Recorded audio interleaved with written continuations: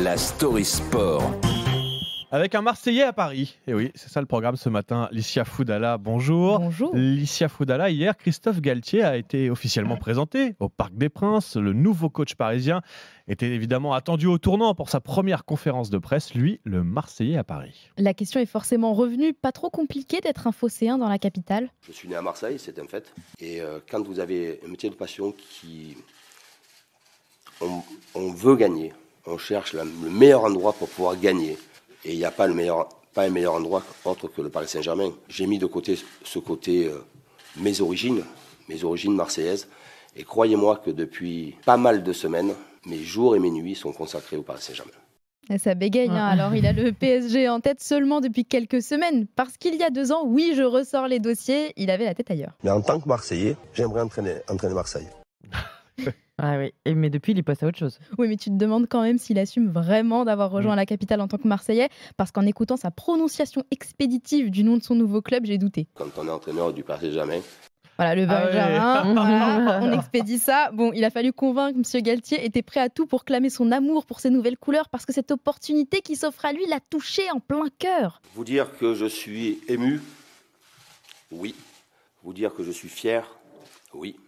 On sent toute l'émotion, les trémolos dans sa voix. Assad nous chantait Ô ville lumière, Paris, c'est son rêve. Et Nasser Al-Khelaifi, c'est... Mon président. Voilà, c'est son président, c'est pas le tien, c'est pas le mien, c'est le sien, lui, le nouveau Parisien de cœur. Bon, il faut encore qu'il arrive à convaincre les supporters. Je le rassure, d'un point de vue sportif, ils sont une majorité à déjà être persuadés que Galtier est le bon. Lui aussi s'en persuade, il a donc débarqué à Paris avec sa petite valise et des étoiles plein les yeux. Je suis arrivé il y a à peu près 45 minutes ici au parc. Et le Parc des Princes est un symbole du football français. Et il y a une phrase ici qui s'appelle « Ici, c'est Paris ». Oui, ma belle découverte, Christophe, en effet, c'est pas Marseille, Oui. c'est bien Paris. Oui, Une phrase qui indique qu'il se situe à Paris. Vous êtes ici, voilà. C'est ce qu'on lui dit, c'est le guide du routard. Il est à 2 doigts de nous dire qu'il adore la Tour Eiffel, Montmartre et Anne Hidalgo. C'est plus Emily in Paris, mais Chris in Paris. D'ailleurs, parlons-en du Parc des Princes. Je pense qu'il aurait été plus facile pour lui de parler de l'ambiance du Vélodrome. Il nous a fait le coup de la panne.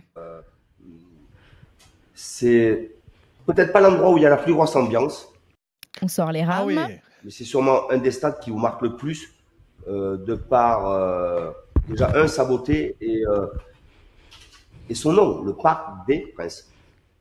Voilà, le Parc des Princes.